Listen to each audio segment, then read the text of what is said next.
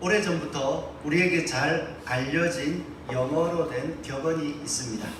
그 격언의 내용은 소년이여 야망을 가져라, 이 내용입니다. 이건 영어 공부를 했던 사람들은 누구나 알고 있을 겁니다. 이 격언을 우리가 들을 때면 종종 오해가 되기도 하더라고요. 소년이여 야망을 가져라 라는 것을 듣고 자녀들에게나 이야기할 때면 큰 꿈을 가져라, 이렇게 이제 종종 어른들이 권면을 하게 되죠. 너의 목표가 뭐냐, 너의 꿈이 뭐냐, 그래서 꿈을 이야기하면 그런 거 말고 다 크게 가져가라, 그렇게 이야기합니다.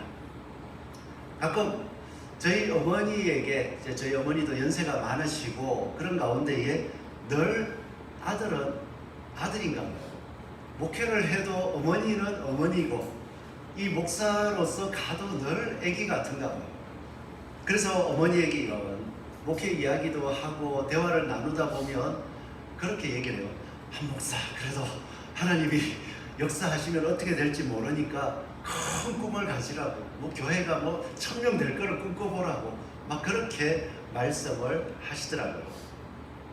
그럴 때면 신앙생활을 하는 가운데 현실을 바라볼 때에 하나님이 그렇게 큰 꿈을 가지고 다 이루어주신다면 저는 1000명이 아니라 10,000명도 꿈꿀 수 있습니다. 그렇지만 실질적으로 살아가는 현실 속에서는 1000명이다 10,000명이다 하나님께서 그렇게 꿈꾸라고는 안 하시더라고요. 말씀대로 열심히 살다 보니까 하나님께서 그 삶을 복 주셔가지고 하나님의 뜻을 이루기 위하여 점점 번성케 하기도 하고 하나님께서 주시는 복을 누리게 해주시는 것을 이렇게 바라보게 됩니다. 오늘 읽어드렸던 소년이여 야망을 가져라, 이 격언도 사실 우리가 종종 오해하게 되는데 이것을 이야기한 사람은요, 클라크 박사라는 사람입니다.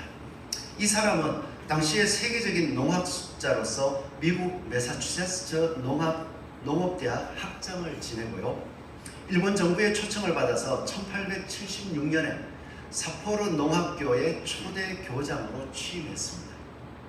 삿포로 농학교의 초대 교장으로 취임하고 났더니 일본 정부에서는 그래도 교장으로 모셔왔으니까 농업 기술을 우리 학생들에게 빨리 알려달라, 그렇게 막 이제 재촉을 했습니다. 그런데 클라크 박사는 농업 기술 전수에 앞서 가지고 이 일본 학생들에게 신앙 교육을 하기를 원했습니다. 그래서 클라크 박사는 늘 수업 전에 성경을 가르쳐 주었고 또 그의 헌신이 열매를 맺어서 삿포로 농학교의 1기 학생 모두가 크리스천이 되었습니다. 그렇게 자기의 교장 업무를 다 마치고 나서 이제 고별사, 일본을 떠나면서 학생들에게 이야기할 때 소년이여 야망을 가져라, 이렇게 고별사를 했던 것입니다. 그런데 그 고별사가 그 지역에 가면은 이런 전체 문장이 기록되어 있는데 그 내용을 보면 조금 다릅니다. 전체를 읽어드리면 소년이여 야망을 가져라, 돈이나 이기심을 위해서도 사람들이 명성이라 부르는 덧없는 것을 위해서도 말고 단지 사람이 갖추어야 할 모든 것을 추구하는 야망, 그 야망을 가지라고 해요. 그래서 이 클라크 박사의 제자였던 우치무라 간조라는 사람이 있습니다. 일본에서는 신앙인으로 아주 유명하고 우리나라 신앙인들에게도 많은 유익을 끼치신 분인데요, 이분은 이 소년이라는 말을 이렇게 해석을 하더라고요. 소년은 희망을 위하여 전진하고 있는 모든 사람을 말한다. 클라크 박사가 이야기했듯이 돈이나 이기심을 위해서도 아니고 명성이라고 부르는 덧없는 것을 위해서도 아니고 단지 사람다운 사람으로 살겠다는 야망을 가지고 가는 사람, 그 모든 사람이 소년이라는 거예요. 오늘 저와 여러분들이 이 클라크 박사가 이야기했던 또 우치무라 간조가 해석해 주었던 것처럼 소년과 같은 마음을 가질 수 있기를 바랍니다. 클라크 박사가 이야기했던 소년이여 야망을 가져라, 이 야망을 가지게 되었던 한 사람도 오늘 읽었던 성경에 나오는 요셉이었습니다. 우리가 요셉을 생각할 때에 요셉은 꿈을 꾸었습니다. 그리고 그 꿈이 이루어졌습니다. 또 동일하게 우리 예수 믿는 자녀들에게 이야기하기를 요셉 봐라, 꿈을 가졌더니 그 꿈대로 이루어졌다. 그러니까 너희도 꿈을 가져봐라, 이렇게 이야기할 수 있지만 이 또한 조금 오해가 있는 것입니다. 요셉은 자기가 꿈을 꾸려고 한 것이 아닙니다. 하나님께서 요셉에게 하나님이 원하시는 꿈을, 야곱을 통하여서 요셉을 통하여서 이루시기를 원하셨던 꿈을 요셉에게 꾸게 하신 것이었습니다. 그리하여서 하나님께서는 요셉을 인도하여서 하나님께서 꿈꾸게 하셨던 것들 이루심으로 말미암아 하나님이 참으로 약속하신 것을 이루시는 분임을 드러내 주셨고, 그 일들을 통하여서 하나님께서 무엇을 하기를 원하시는지 가르쳐 주셨다는 것입니다. 그것을 바라볼 때에 우리 또한 소년과 같이, 또 17세의 이 요셉 소년이잖아요. 소년과 같이 여전히 나이는 들었을 수 있지만 명성이 아니라 단지 내 나이에 갖추어야 될, 그리스도인으로서의 갖추어야 될 것을 갖추기를 힘쓰는, 하나님께서 나를 지금 어떤 모습으로 서 있기를 원하시는지 그 모습을 갖추기를 힘쓰는 저와 여러분이 되기를 소원합니다. 우리가 이렇게 하나님 꿈을 우리가 가질 수 있다라고 이야기하는 것은 하나님의 약속 안에 살아가고 있기 때문입니다. 야곱은 하나님께서 약속을 주셨습니다. 하나님께서 야곱에게 약속을 주실 때도 꿈을 통하여 주셨어요. 야곱이 하란으로 도망을 치는 가운데에 너무나도 지치고 낙심한 마음, 하나님의 복을 얻어내고자 아버지를 속에서 축복을 받았고, 또 하나님께서 그 말씀대로 해주실 것이라는 것을 아버지의 입을 통하여 다시 확신을 얻었지만 아버지는 좀 무정하죠. 그 많은 재산을 가지고 있음에도 불구하고 그냥 맨몸으로 떠나라, 그리고 거기에서 아내를 구해와라, 그렇게 말씀을 하더라고요. 딱 한 가지 복 주는 게 있다면 하나님이 너와 함께 하실 것이다, 그 정도예요. 그렇게 길을 떠나서 걸어가 보니 한 걸음 하루 길을 걸어가는데 그 길이 처음에야 하나님께서 함께 하시겠습니다, 그거 믿고 걸어갈 수 있지만 하루 이틀 걸어가 보면 고생스럽잖아요.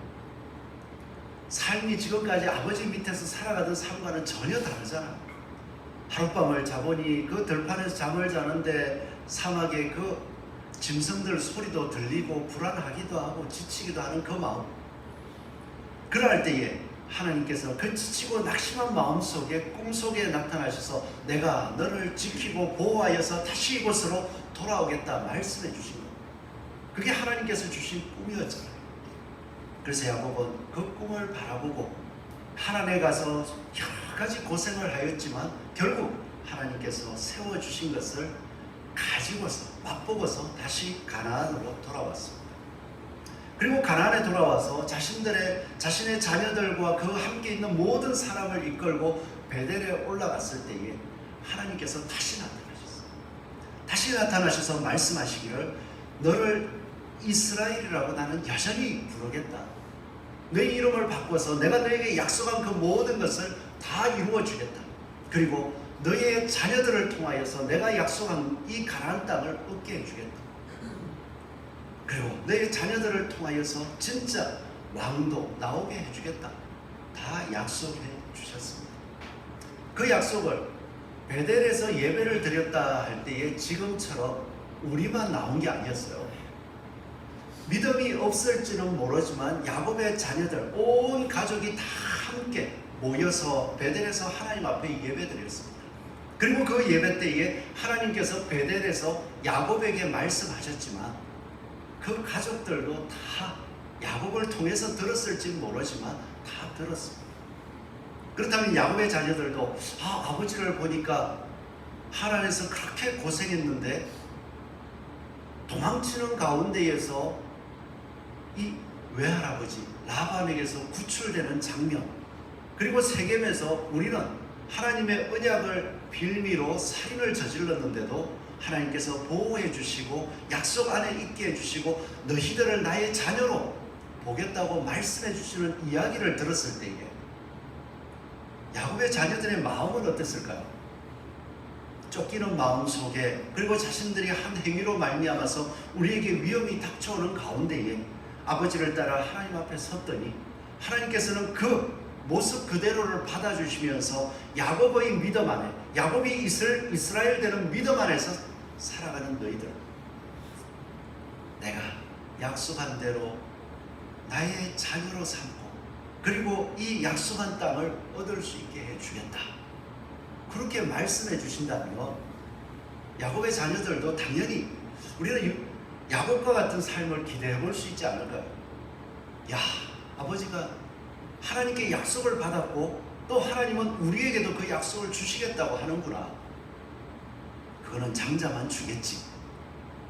살아보니까 아니잖아요. 아버지도 장자가 아니었음에도 불구하고 하나님의 은혜를 추구하고 은혜를 바라고 소망하고 쫓아갔더니 하나님께서 주셨구나. 그렇다면 누구에게든지 주실 수 있다는 거예요. 그래서 야곱의 자녀들은 그 야곱과 함께 하나님의 약속을 따라 살아갈 수 있었습니다. 그런데 이 자녀들 가운데 요셉이 하나님께서 주시는 꿈을 꾸게 하였다라고 할 때에 한번 생각해 보게 돼요. 하나님께서는 왜 야곱의 그 10아들들에게는 꿈을 주시지 않으셨을까?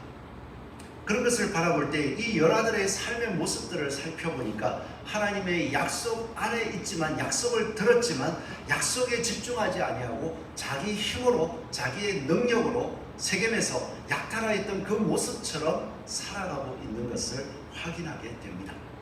그 모습이 무엇이냐 하니까요, 37장 2절 말씀을 보면 야곱의 족보는 이러하니라. 요셉이 17세의 소년으로서 그의 형들과 함께 양을 칠 때에 그의 아버지의 아내들 빌하와 실바의 아들들과 더불어 함께 있었더니 요셉이 그의 형들의 잘못을 아버지에게 말하더라. 요셉이 아버지에게 가서 이 실바와 빌하의 아들들, 자기 형들이죠. 형들이 아버지가 맡겨주신 양들을 칠 때에 이렇게 양들을 치더이다 하고 가서 이야기를 했는데 잘 치고 있습니다 라고 이야기를 안 하고 형들이 아버지가 맡겨주신 양들을 돌보는데 영 시원치 못했습니다. 뭔가 잘못하고 있었습니다 라고 이야기를 해주고 있습니다. 그렇다는 이야기는 야곱의 형들이 아버지가 맡겨준 양들을 돌볼 때에 아버지께서 나에게 맡겨주신 것이구나 하고 정성을 다해서, 어떻게 보면 야곱이 하란에서 그 양들을 돌보는 모습, 그런 이야기도 들었을 건데 정성을 다해서 그 맡겨주신 일들을 감당한 것이 아니라 아버지가 맡겨줬으니까 돌보기는 돌보지 뭐. 그렇지만 나 힘들고 내가 지치고 또 그러면은 대충 할 거야. 그런 모습으로 좀 양을 쳤던 것 같아요.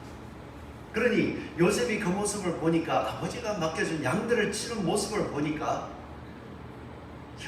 좀 성실하지 못하게 양을 치고 있습니다. 그래서 아버지에게 가서 이야기합니다. 아버지, 형들이 아버지가 맡겨주신 양들을 이렇게 치더라고.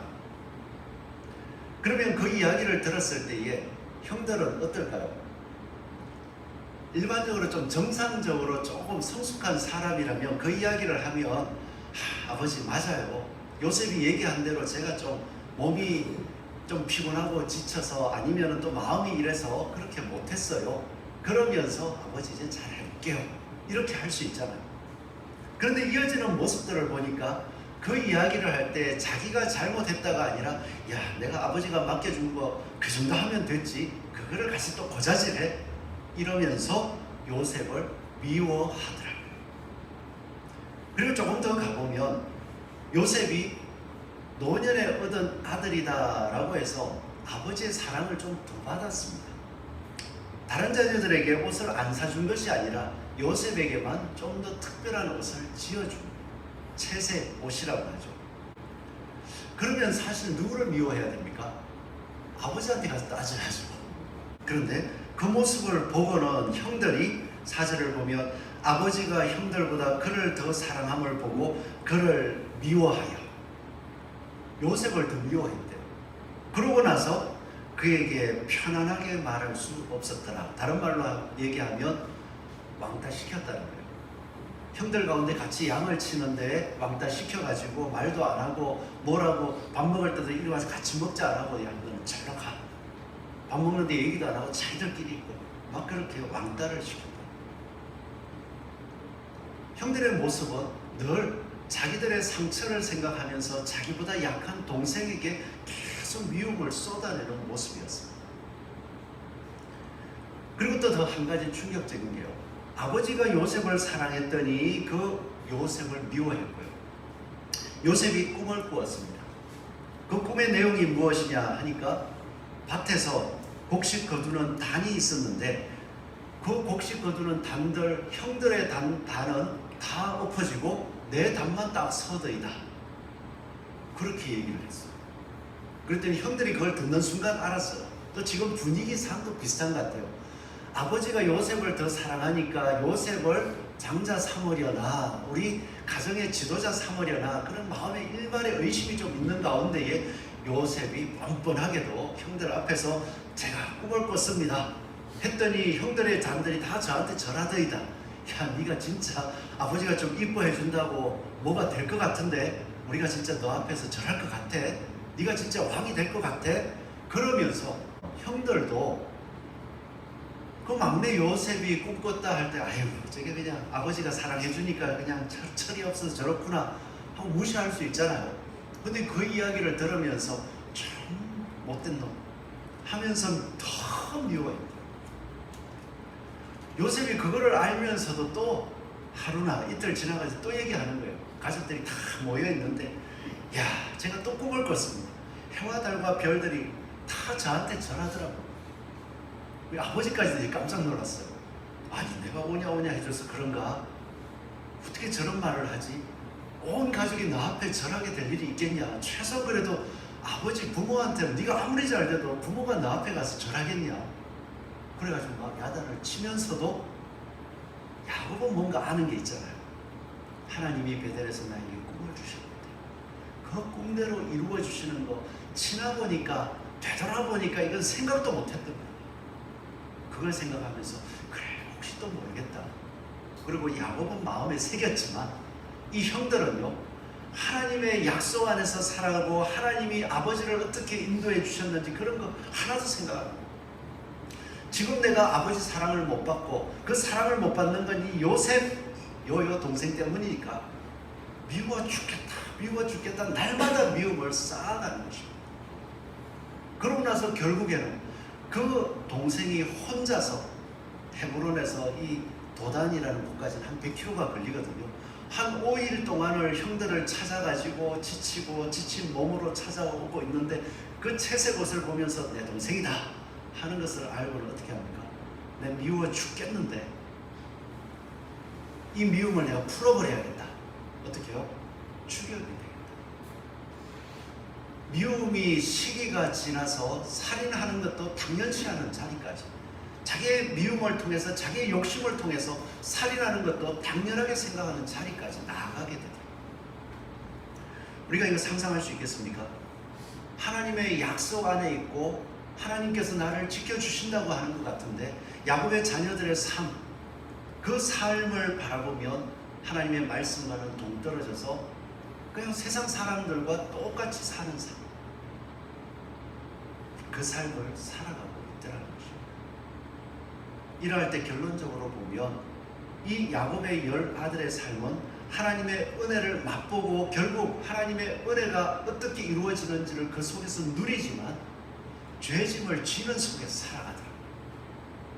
이 야곱을 죽이려고 했던 그 사건으로 인해서 앞으로 13년 뒤에 요셉이 총리가 되고 그 이후에 한 7년이 더 지나니까 20년 뒤에 만날 때 그때까지 자신들이 요셉에게 행했던 일로 죄짐을 짊어지고 계속 조금만 힘든 일이 있으면 아휴 내가 요셉 때문에 조금만 안 좋은 일이 일어나면 아휴 요셉 때문에 하나님이 벌 줬나 보다 그렇게 두려움에 떨면서 살아가더라고요. 오늘 우리의 삶 우리가 선택해 갈 수 있습니다. 하나님께서 이미 우리들을 하나님의 약속 안에 세워주셨기 때문입니다. 이러할 때에 우리는 요셉의 10아들처럼 살아가겠습니다. 하나님의 약속 안에 있지만 약속 안에 있으니까 하나님이 함께 하겠지. 하나님이 약속을 가나안 땅을 얻게 해주신다 했으니까 얻게 해주겠지. 그러면서 내 하고 싶은 대로 내 욕심대로 그리고 그걸 안 이루어주는 방해물이 있으면 미워하고 시기하고, 그리고 결국엔 죽이기까지 하면서, 없애기까지 하면서 내 하나님 약속 얻어볼 거야, 그렇게 살아가겠습니다. 야곱의 이 아들들의 삶을 바라보면서 혹시라도 내가 하나님의 약속을 믿는다 하면서도 하나님이 약속하는 삶과는 동떨어지게 내 마음대로, 내 마음이 끌리는 대로 살아가고 있다면 우리가 다시 한번 하나님 앞에 엎드릴 수 있기를 바랍니다. 하나님은 약속 안에 있기 때문에 받아주시더라고요. 또 오늘 말씀을 바라볼 때에 하나님의 꿈, 하나님께서 야곱에게 주신 꿈, 그 꿈을 쫓아서 마음으로 믿고 살아갔던 한 사람, 바로 요셉을 바라보게 됩니다.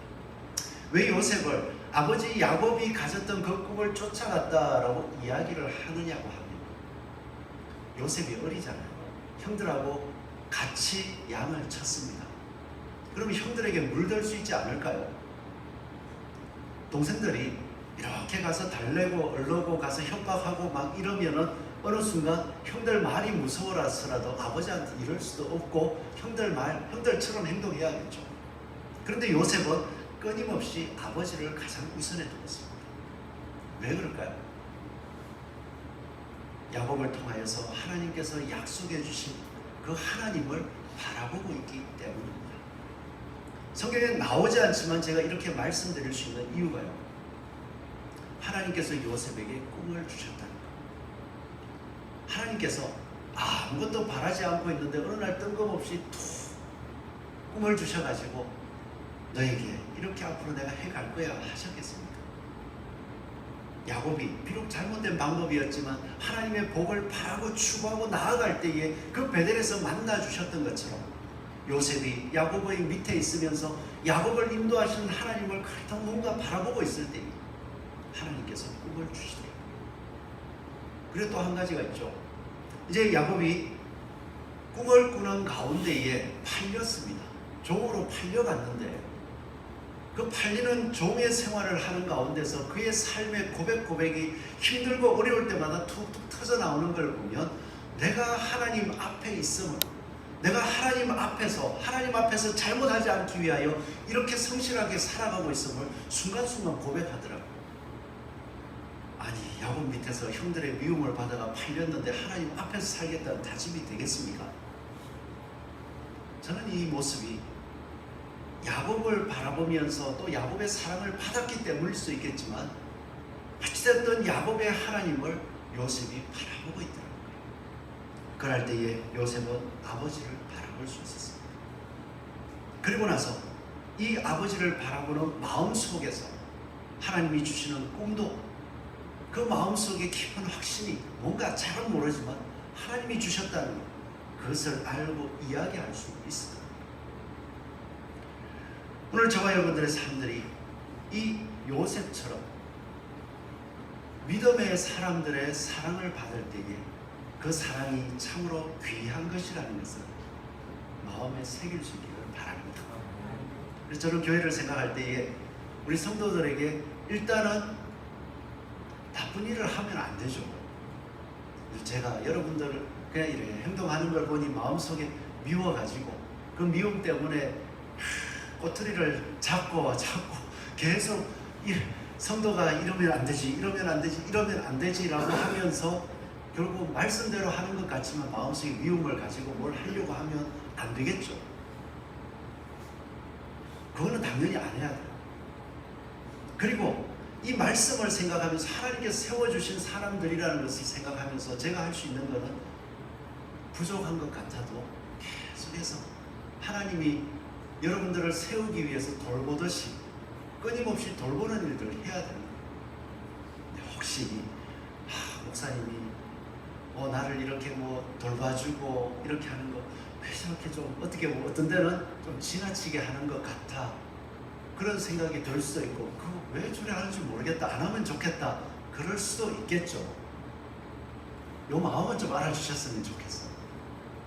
하나님께서 돌보시기를 원하시듯이 그 돌봄이 무엇인지를 보여드리고 제가 할 수 있는 게 그밖에 없어요.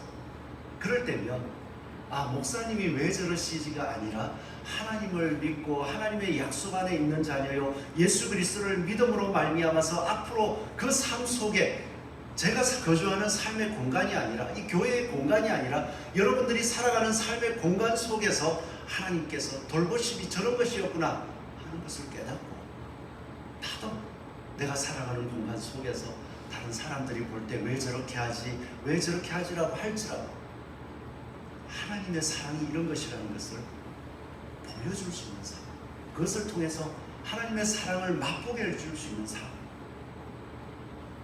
그거를 바라보면서 살아갈 수 있기를 바랍니다. 요셉이 그 사랑을 받았어요. 그 사랑을 받고 살아가기에 아버지가 주는 사랑이 단순히 육신의 사랑이 아니라 언약 안에서 약속 안에서 살아가는 야곱의 하나님을 바라보는 사랑이라는 것을 희미하게라도 알기 때문에 하나님의 약속을 분명히 바랍니다. 그러고 나서 그 꿈을 어떻게 보면 참 교만할 수도 있는데 아버지마저 저한테 절하더이다 하고 생각하는 그 꿈을 가슴에 새기고 살아가죠. 그럴 때 요셉이 했던 행동을 바라보시면 우리가 진짜 본받아야 할 행동인데요. 꿈을 꿨으니까 하나님이 마치 나를 선택했으니까 이제 다들 저한테 잘하십시오 이렇게 할 수 있는데 요셉이 선택한 것은 아버지가 나에게 일을 시켰을 때에 그 일이 힘들고 어려울지 모르지만 아버지의 명령에 전적으로 순종하는 성실한 삶을 매 순간 살아가더라. 우리가 하나님께서 꿈을 주셨다고 생각할 때 바라봐야 될 것은 딱 이거 하나입니다. 하나님께서 아버지를 나에게 믿음의 아버지로 세우시고 아버지가 그 믿음의 확신을 가지고서 하나님의 은혜 안에서 살아갈 때에 아버지가 시키는 일들이 곧 하나님의 일이라는 그 마음을 가지고서 끝까지 순종해라. 내가 하나님이 세워주신 왕이 될 사람이니까 내 왕의 훈련을 해야 되겠어? 아닙니다. 아버지의 말에 순종합니다. 이 성경학자들이 이야기하는 게 100km라고 얘기합니다. 세겜까지 80km, 도단까지, 세겜에서 도단까지 20km. 17세의 소년입니다. 형들이 세겜에서 일단 80km, 세겜에서 양을 치고 있는데 가서 형들이 양을 잘 치는지 보고 나한테 이야기를 좀 해라 라고 했으니까 80km라고 따지면 왕복 몇 킬로입니까? 160km, 17세 소년. 여러분들 같으면 하겠습니까? 요셉이 좀 모자랐을까요? 80km라는 개념이 없어가지고 그냥 아버지가 일 시키면 좋아서 아버지가 나한테 뭐 시켜줬어 그래서 기쁘게 80km 막 갔을까요? 그래도 10km만 자기가 걸어다녀보고 양을 쳐봐도 알잖아요. 그 길이 80km를 시켰는데 야, 그 언제 걸어가냐. 아버지 앞에 아버지 다른 종을 시키세요. 저 17세밖에 안 됐는데 어린데 그렇게 얘기할 수 있잖아요. 그런데 요셉은요 그 말에 순종을 합니다. 80km를 갔는데 허탕을 쳤습니다. 형들이 보이지를 않습니다. 그럼에도 불구하고 없구나 하고 아버지에게로 가는 게 아니라 어떻게든 아버지의 약속을 따라 형들을 만나야겠다 생각하고 그곳을 헤매이다가 도단에 있다는 소식을 듣고 도단까지 성실하게 걸어가는 삶을 살아가더라. 우리도 마찬가지입니다. 하나님께서 우리에게 꿈을 주셨고 우리를 하나님의 약속 안에 불러주셨습니다. 그 약속을 생각하면서 오늘을 나를 바라보니까 하나님께서 약속을 세워주셨는데 혹시 큰 일들을 많이 이루셨습니까? 그래서 저는 생각하면 목회자라도 됐네요. 어쨌든. 근데 목회자로서 바라보니까 하나님 더 크게 해주실 수 있을 것 같은데 그러면 더 크게 되기 위해서 지금도 막 노력을 해야 될 것 같아요. 여러분들은 어떻습니까? 성도이건 어떤 직분을 가지고 있든 간에 뭔가 좀 하나님께서 그래도 꿈을 주시고 약속해 주셨는데 그 약속이 내 삶 속에 이렇게 크게 이루어졌다고 좀 드러내고 자랑할 만한 게 있습니까? 잘 없는 것 같죠. 그것 때문에 실망하지 마십시오. 모두가 다 크게 되고 높아져야 되고 잘 돼야 된다면 성경에는 왕들 이야기밖에 없어야 돼요. 다들 예수님의 수제자만 돼야죠. 예수님은 특별히 수제자 가운데서 3명만 더 사랑했더라고요. 그렇다고 해서 나머지 12명 가운데 나머지 9명이 뭔가 하나님의 큰 일을 못했습니까? 다 똑같이 하나님의 그 큰 구원의 소식을 전하고 살더라고요. 그렇기 때문에 우리가 이 땅을 살아갈 때에는 하나님께서 약속해 주셨고 그 약속이 무엇이기에 나를 크게 해주실 것이 아니라 나에게도 그 약속을 주셨기 때문에 나는 오늘 나에게 주어진 일들 속에서 하나님께서 나에게 살아라고 말씀하시는 그 삶을 하나님께서 맡겨주신 것으로 알고 하나님의 뜻대로 하나님이 일하시는 모습대로 살기를 힘쓰겠습니다. 다짐하고 나아갈 수 있기를 바랍니다. 그 일이요 쉽지 않아요. 요셉이 80km의 길을 생각하고 걸어가서 며칠 한 3일 4일 길을 계속 걸어가야만 갈 수 있어. 생각하면 하기 싫죠. 꾀가 나죠. 우리도 믿음으로 살아갈 때에 이 신앙생활 하는 것 좀 꾀가 나지 않습니까? 그죠? 오늘 주일날 추석인데도 오셨으니까 하는 말씀인데 사실 오실 수 있는 환경인데도 추석이니까 오늘 하루 뭐 쉬지. 저는 그러면 모릅니다. 추석이라서 명절 새로 가셨구나. 하나님 복 주세요. 그럴 뿐이에요. 그런데 마음속에 이제 약간 주일 좀 가기 싫다 이런 마음이 꾀가 좀 나면 어때요? 이럴 때 그 꾀를 따라서 그냥 아유 잘됐다 그럴 수도 있어요. 오늘 오신 분들은 안 그러셨기 때문에 하나님께서 요셉처럼 복 주시기를 바랍니다.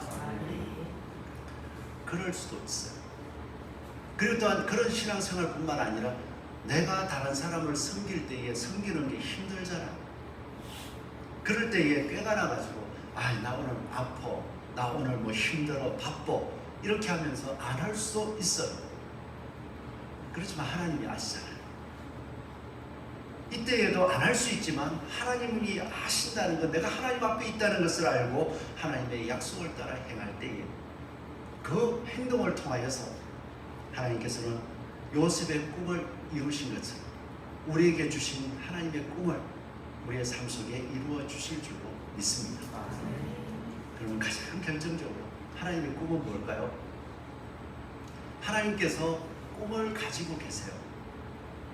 그 꿈을 이스라엘을 통하여 보여주었고 예수님을 통하여 우리에게 보여주었는데 그 꿈이 뭐겠습니까? 하나님께서는 야곱에게 그 꿈을 이어주시고 요셉에게 이어주실 때에 아브라함에게 말씀하셨던 약속, 내 후손을 통하여 가나안 땅을 얻게 할 것인데 내 후손이 430년 동안 이방 땅에서 고생하다가 다시 돌아올 거야. 그 꿈을 딱 가지시고는 요셉을 그 사람으로 쓰신 거예요. 애굽에서 고생하게 될 애굽에서 번성할 수 있는 털을 닦아줄 사람, 그 사람으로 세워놓았기에 그 일을 한 겁니다. 하나님께서는 그 꿈을 따르셨고요. 그 일들을 통하여서 지금 우리들에게 주신 예수 그리스도를 통하여 우리에게 주신 꿈이 무엇이겠습니까? 구약 성경 가운데에 영생이라는 말이 별로 없어서 이거는 별 그게 없나 보다 그런 생각도 좀 했었거든요. 그런데 영생이라는 말이 시편에 한 2번 나오더라고요. 하나님께서 에덴 동산을 짓고 나서 아담과 하와가 범죄했을 때 에덴 동산에서 내쫓게 됩니다. 그러면서 이들이 영생하는 실과를 따먹고 영생할까 하노라 하면서 그들은 죄악된 그 죄인의 모습에서 영생을 하면 큰일 나니까 에덴 동산에서 내어 쫓는 모습 속에 말씀했습니다. 그리고 또 시편 133편 3절을 보니까 헐모너 이슬이 시온의 산들의 내림과 같도다. 거기서 여호와께서 복을 명령하셨으니 곧 영생이로다. 여호와께서 복을 명령했는데 영생이에요. 그리고 나서 예수님께서 우리를 위하여 이 땅에 오셨다고 합니다. 이 땅에 오셔서 우리의 죄를 씻어주시기 위하여 십자가를 지셨습니다. 그리고 죄의 삭신 사망을 직접 경험하셨습니다. 그런데 그 사망에 묶여 계신 것이 아니라 죄의 삭신 사망을 내가 당하고 나서 깨뜨려버리고 부활하셔서 우리에게 그것을 무엇을 보여주셨냐면 영생을 보여주셨습니다. 부활의 몸이 무엇인지를 보여주셨습니다. 그리고 나서 예수님께서 약속하실 때에 하나님이 세상을 이처럼 사랑하사 독생자를 주셨으니 이런 그를 믿는 자마다 멸망하지 않고 영생을 얻게 하려 하심이라. 지금 우리가 하나님 앞에 예배드리고 하나님의 말씀을 새길 수 있는 것은 하나님께서 약속하신 영생의 복이, 영생의 증거가 성령 안에서 우리에게 성령으로 역사하셨기 때문에 믿어지는 겁니다. 그러니 우리는 약속 안에 살아가는 거죠. 우리가 이 약속을 어떻게 누립니까? 예수님께서 오늘을 살아갈 때 예수님의 말씀을 따라 오늘 하루를 지치고 힘들어도 그 말씀대로 살려고 몸부림칠 때에 우리가 영생을 따라 살아가고 있는 사람임을 지금도 보여주실 것이고, 예수님이 다시 오시는 날 우리에게 예수님이 변화되신 그 부활의 형상을 변화시켜 주실 것입니다. 이 복이 있는데 다들 이 복을 소망하시기 바랍니다. 우리 육신이 연약할지라도 이 모습이 혹시라도 내가 뭐 죄를 많이 지어서 그런 생각 안 하시겠지만 그렇게 혹시라도 마음에 주저앉을지라도 우리의 육신의 연약함을 하나님이 보시지 않으시고 예수 그리스도 안에서 약속하신 대로 우리에게 예수님이 부활하신 영광의 복, 그 부활을 영생하는 모습을 우리에게 반드시 주실 줄 믿습니다. 그 복을 누리자. 그래야 해서 매 순간 이제 명절에 우리 가족들을 만날 때마다 그 복 안에서 살아가고 있음을 힘들어도 어려워도 때로는 속상해도 그 말씀 따라 옳지 승리하는 저와 여러분 되시기를 축원합니다.